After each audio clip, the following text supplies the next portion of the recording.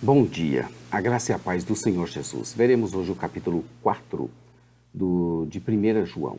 Abre aí a sua Bíblia para você fazer uma leitura prévia antes de nos ouvir. O título de hoje é Examinai os Espíritos. É bom que você examine mesmo para saber a procedência dele antes de lhe dar crédito. Tem muita gente dando crédito a espíritos e se dando mal, porque estão sendo enganados. Eu sou o pastor Daniel Deusdete, da Igreja dos Semeadores, do canal de vídeo da Semeadores. Inscreva-se aí no nosso canal, clica no sininho à sua esquerda e já dê o seu like aí nos ajudando. Como dissemos, João, o apóstolo amado, escreveu sua primeira epístola para alertar os falsos mestres que ensinavam que Cristo não tinha vindo verdadeiramente em carne e incentivarem um estilo de vida apropriado para os seguidores de Cristo Jesus encarnado. Neste capítulo, João, o discípulo amado, está nos ensinando com paciência e mansidão, nos provando e demonstrando o amor de Deus por meio do seu Filho, o qual ele enviou para a nossa salvação. Não podemos simplesmente dar crédito a qualquer um espírito que nos fala, mas temos de prová-los, se eles provêm ou não de Deus. E como nós os provaremos? Por meio do seu Filho, Jesus Cristo. Falar em Deus e em seus atributos, mas negar o Filho, não é fazer parte de Deus. Essa é uma regra importante. Não basta tão somente crer no Filho, mas confessar que ele veio em carne. Toda pregação que não conduz o ouvinte a Cristo não é pregação, mas um discurso que pode ou não ser agradável, mas não é pregação. Nem pode gerar neles a salvação da vida dos homens. Nós estamos vendo a quarta parte, entramos nela, Cristo era carne e suas implicações morais.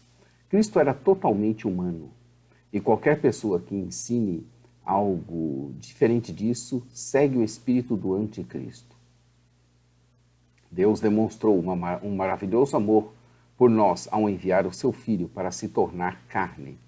Nós temos de aprender a demonstrar o mesmo tipo de amor uns pelos outros. Veremos dos versos 1 ao 21 que Cristo era carne e as suas implicações morais. João voltou-se para mais uma perspectiva doutrinária que havia perturbado os seus leitores.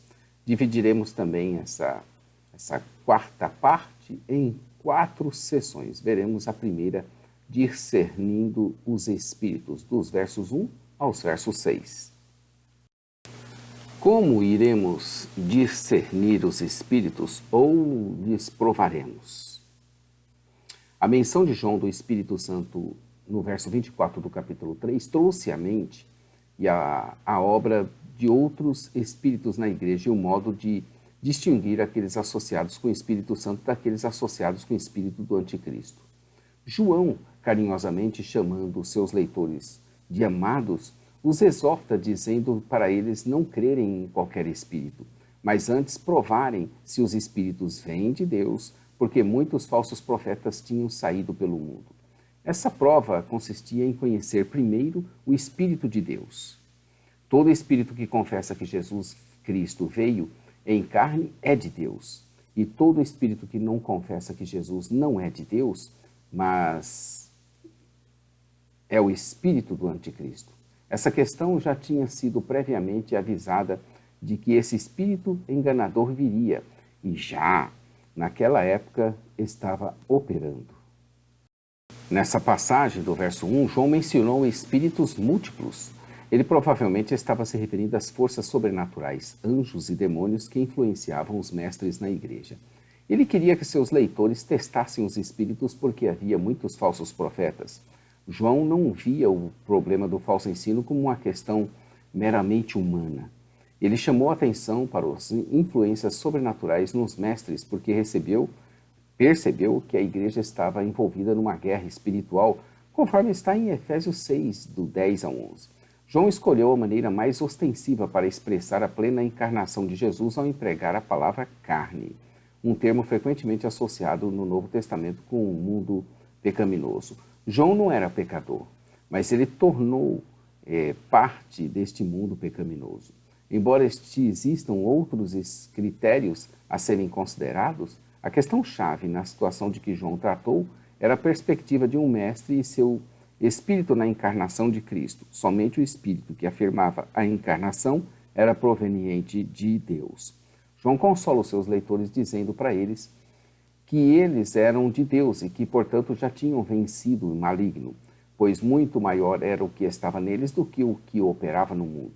João apontou para o mundo em sua hostilidade contra Deus como impregnado pelos propósitos do diabo, o nosso adversário, e por essa razão em antítese aos propósitos de Deus. Sendo do mundo, falam e são plenamente ouvidos, mas estão mesmo em grandes apuros, presos nas redes do diabo. Como então nós iremos despertá-los? João declarou claramente que um sinal distintivo dos verdadeiros cristãos é que eles se submetem aos ensinamentos dos apóstolos. Na igreja primitiva, falsos mestres levavam muitos a negar a autoridade dos apóstolos que haviam sido designados por Jesus. Nos tempos modernos, ações semelhantes são propostas por aqueles que negam a autoridade de todo o ensino dos apóstolos no Novo Testamento. Seguir a Cristo significa seguir os ensinamentos das autoridades que ele designou para a igreja. Esse é um dos testes cruciais para distinguir a obra do Espírito da verdade do Espírito da falsidade. Seção B, vivendo a encarnação, dos versos 7 ao 12. João, a partir do verso 7, voltou-se novamente para a sua principal preocupação moral nesse livro: amar uns aos outros. Ele trabalhou o tema da verdade da encarnação para fornecer um modelo de amor cristão. Deus é amor, verso 8. Veja também 4,16. A principal preocupação de João era que seus leitores entendessem que o ato de Deus de enviar seu unigênito Filho ao mundo foi a manifestação suprema do seu amor. Esse ato demonstrou tão magnífico amor que João era capaz de dizer que Deus é amor e que o amor é uma parte tão integral do seu ser que ele personifica essa qualidade. Dois equívocos comuns a respeito desse versículo nos chama a atenção a Bíblia de Estudo de Genebra, que você adquire aqui no nosso canal. Devem ser distinguidos da intenção de João. Primeiro, João não disse o amor é Deus, ou seja, que o amor e Deus são sinônimos ou permutáveis em todos os aspectos. Nem disse Deus é somente amor. Ou seja, todos os outros atributos de Deus, tais como santidade, justiça, poder ou sabedoria, são insignificantes ou nulos numa subcategoria do amor. Todavia, nós não deixamos de entender o louvor oferecido a Deus nessa afirmação, a menos que vejamos que João estava dominado pelo divino amor demonstrado na encarnação do Filho de Deus. João argumentou que o amor humano diminui em importância quando comparado ao amor de Deus, que Deus demonstrou a nós e por nós. Nisso está o amor, não em que nós tenhamos amado a Deus, mas em que Ele nos amou a nós e enviou seu Filho como propiciação pelos nossos pecados. A lógica de João é que se Deus assim amou, devemos também amar uns aos outros. O amor de Deus deveria influenciar aos cristãos a amarem-se mutuamente. Tanto amor foi demonstrado aos cristãos que eles não deveriam hesitar em mostrar o mesmo amor uns pelos outros. O Espírito de Deus, que é amor, vive no interior dos cristãos. Como resultado, a vida dos cristãos deveria ser caracterizada pelo amor às outras pessoas. Os cristãos amam porque, indiretamente, quem os ama está dentro deles. Deus pode ser visto indiretamente no fruto do amor que seu Espírito produz nos cristãos.